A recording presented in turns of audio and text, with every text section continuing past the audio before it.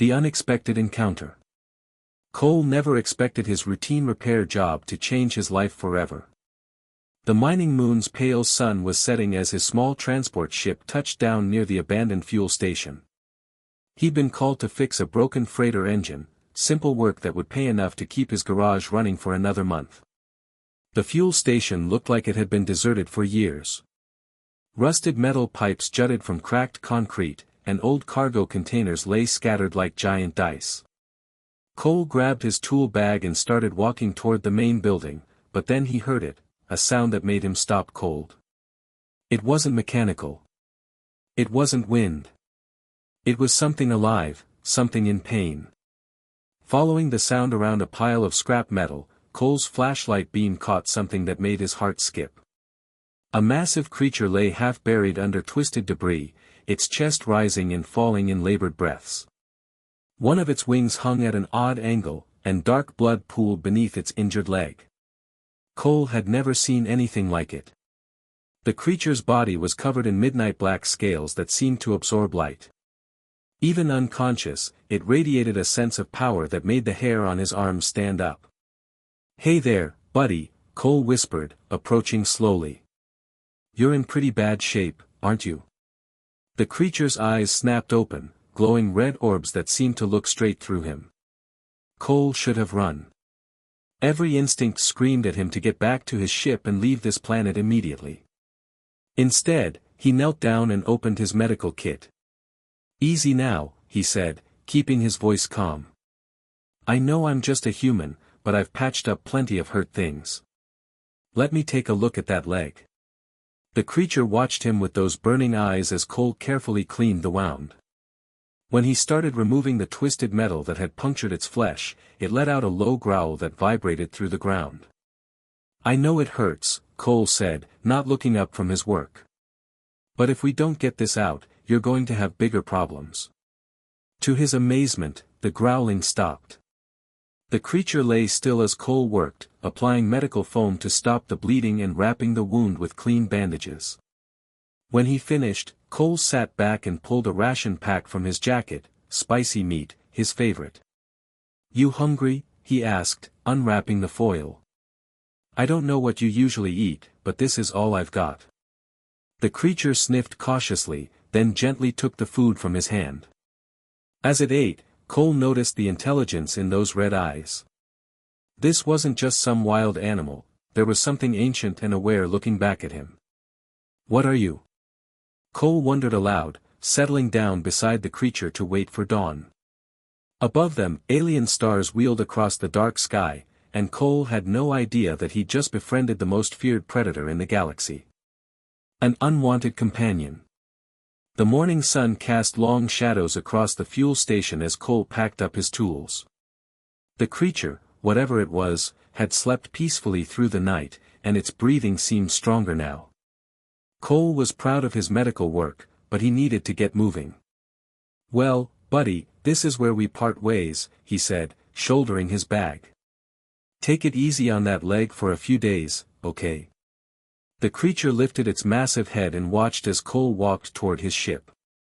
When he reached the transport's ramp, Cole turned back and waved. "See you around, big guy." But as Cole started his pre-flight checks, he heard the sound of claws on metal. The creature had followed him and was now standing at the bottom of his ship's cargo ramp, head tilted like a confused dog. "Oh no," Cole said, stepping outside. "No, no, no. You can't come with me. I've got work to do, and you, well, you're huge. And probably dangerous." The creature sat down and fixed him with those intelligent red eyes. "Don't look at me like that," Cole protested. "I helped you out, but that doesn't mean we're best friends now. Go on, shoo. Find your own kind." But when Cole tried to raise the cargo ramp, the creature simply walked up it and settled down in the corner of his hold like it belonged there. It was too big to force out, and those claws looked sharp enough to cut through hull plating. Cole sighed and rubbed his forehead. "I guess I've adopted a dragon." The journey to Sector 9 took 2 days. Cole tried to ignore his stowaway, but it was hard to concentrate on navigation with a massive predator sleeping in his cargo bay. The creature, Cole had started calling it Buddy for lack of a better name, seemed content to curl up like an enormous cat and watch the stars through the small porthole.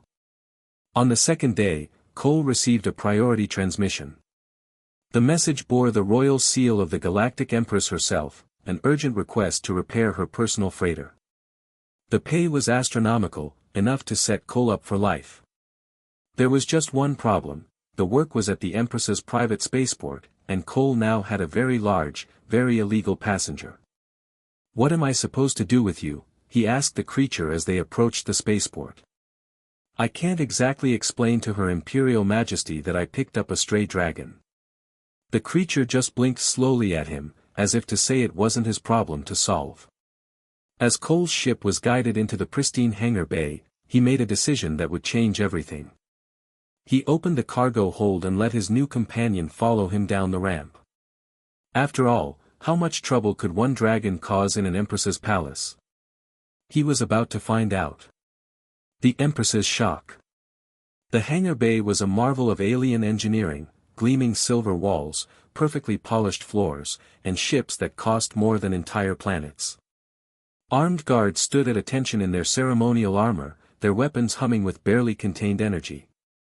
Cole walked down his ship's ramp with his tool bag, trying to look professional. Behind him, his massive companion followed silently, its claws clicking against the metal floor. It took exactly 3 seconds for chaos to erupt. "Alarm! Alarm!" shouted one guard, his weapon trained on the dragon. "Code Black. Zorac is in the hangar." "Zorac?" Cole said, confused. "Is that your name, buddy?" The dragon, Zorac, made a soft rumbling sound that might have been agreement. Around them, guards were shouting into their communicators and backing away in terror. "Don't move, human," commanded the guard captain. "Step away from the beast." "Beast?" Cole looked back at Zorac, who was sitting calmly beside him like an oversized dog. "He's not a beast. He's just big." "That's Zorac the Destroyer," another guard whispered. "The dragon that ate an entire battalion. The one that can tear a warship in half." Cole scratched his head. "Really? He seems pretty friendly to me." Before anyone could respond, the hangar doors opened with a hydraulic hiss. Silence fell like a hammer as the Empress herself entered, flanked by her royal guard. She was exactly as imposing as the hull of it suggested, tall, regal, with eyes that could freeze plasma. Her black and gold robes swept behind her as she walked, and her crown pulsed with inner light. Every guard in the hangar dropped to one knee. Cole looked around, then gave an awkward wave. Hi. You must be the Empress." "I'm Cole, the mechanic. Got your message about the freighter engine." The Empress's gaze moved from Cole to Zorac, and her expression shifted to something between amazement and alarm. "I sent no such message." "Really?" "Because I got this." Cole pulled out his communicator, showing the message with the royal seal. The Empress examined it, her frown deepening. "This is impossible. My seal cannot be forged." She turned to her guards. "Did any of you summon this human?" The guards shook their heads in unison, still staring at Zorac in terror. The great dragon chose that moment to stand and walk slowly toward the Empress. Weapons powered up around the hangar, but Cole stepped forward. "Wait. He's not going to hurt anyone. Watch." Cole looked at Zorac. "Sit, buddy." To everyone's amazement, the legendary destroyer sat down and tilted his head respectfully toward the Empress. The silence in the hangar was so complete that Cole could hear his own heartbeat. The Empress stared at the dragon, then at Cole, then back at the dragon. "How?" she whispered. "How what?" Cole asked. "How are you alive? How did you tame the most feared predator in the galaxy? How is Zorac, who has never bowed to anyone, including me, showing you respect?" Cole shrugged. "I patched up his leg and gave him a snack. We're friends now, I guess. The Empress took a step closer, studying Zorac's side. Sure enough, professional medical bandages were visible beneath the scales. You treated his wounds. He was hurt pretty bad. Couldn't just leave him there to die. For a long moment, the Empress said nothing. Then she turned to her guards. Lower your weapons. All of you. But your Majesty, the captain protested. Now. The weapons powered down reluctantly. Zorac rumbled softly and nuzzled against Cole's shoulder like an affectionate cat. The Empress watched this display with calculating eyes. Human, she said finally, you may have just become the most important person in my empire. Me? Cole blinked. I just fix engines. Not anymore, the Empress said. Guards, escort our guests to the palace. We have much to discuss. The truth revealed. The Empress's palace was a maze of gleaming corridors and impossible architecture. Cole tried not to gawk as they walked past floating gardens and rooms that defied gravity. Zorac padded silently beside him, ignoring the terrified stares of servants and nobles. They were led to a private chamber where the Empress waited on a throne that seemed carved from a single massive crystal. Her advisors stood nearby, whispering nervously among themselves. Sit, the Empress commanded, gesturing to a chair that had been hastily brought in. Cole sat, and Zorac curled up beside him like a guard dog. Do you know what you've done, human? The Empress asked. Fixed a dragon's leg? Cole ventured. You have accomplished something that armies could not. Zorac has terrorized this galaxy for centuries. He has destroyed fleets, devastated worlds, and killed thousands of my soldiers. No weapon has ever harmed him. No trap has ever held him. He bows to no authority. Cole looked down at Zorac, who was contentedly having his scales scratched. Are you sure we're talking about the same dragon?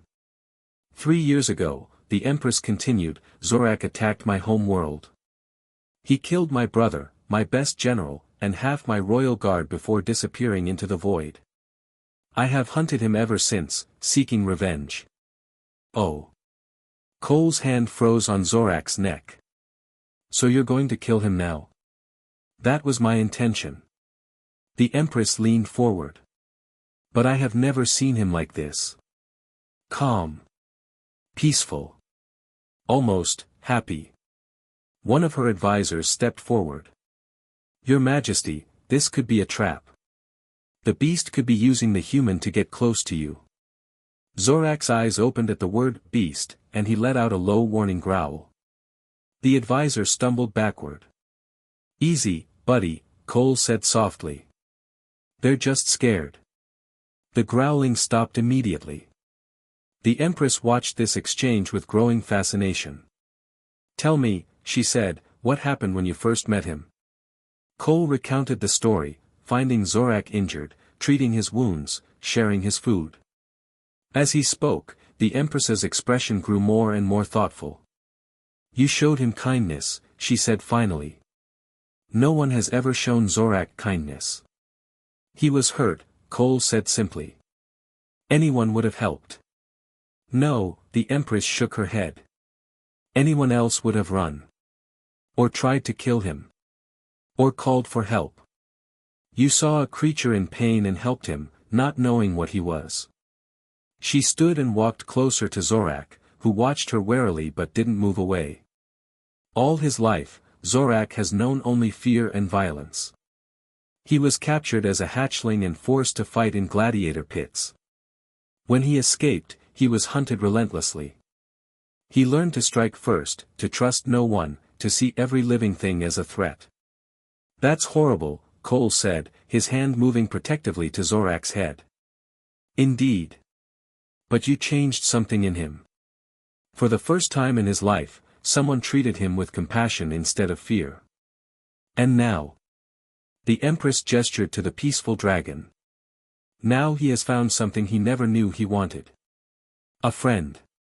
The chamber fell silent except for Zorac's gentle purring as Cole continued to pet him. This presents me with a dilemma, the Empress said. I came here prepared to destroy my greatest enemy.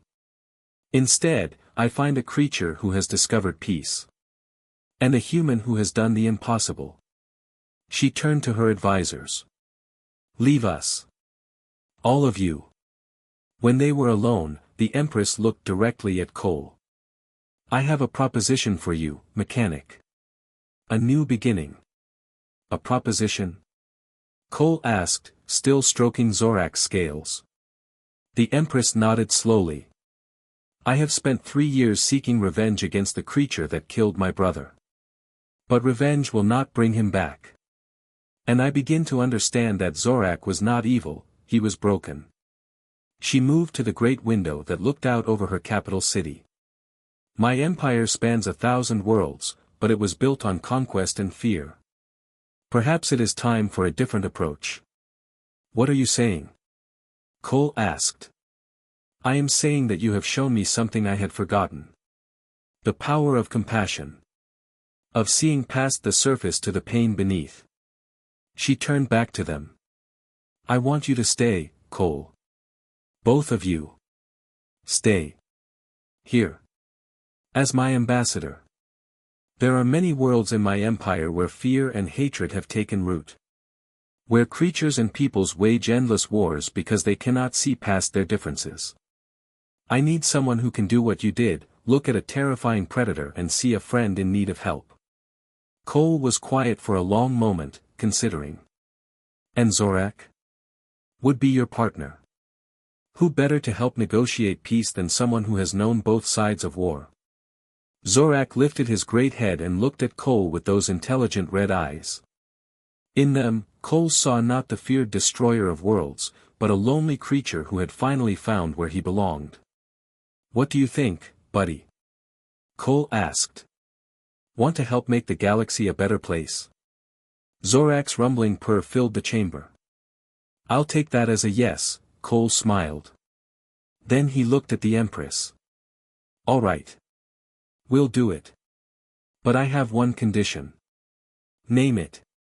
No more calling him a beast or a monster. His name is Zorac, and he's my friend. The Empress smiled, the first genuine smile Cole had seen from her. Agreed. Welcome to the Imperial Service, Ambassador Cole. 6 months later, Cole stood on the bridge of his new ship, watching as 2 warring species signed their first peace treaty in decades. Zorac lay nearby, no longer the galaxy's most feared predator but its most effective peace negotiator. It was hard to stay angry when a legend was calmly eating treats and letting children pet his scales. Not bad for a simple mechanic, Cole said to himself. Zorac rumbled in agreement, and together they set course for their next destination. In a galaxy that had known too much fear, they carried something more powerful than any weapon, hope. Cole had learned that sometimes the most broken things, when treated with kindness, could become the most beautiful. And in the vast expanse of space, that was a lesson worth sharing. The end.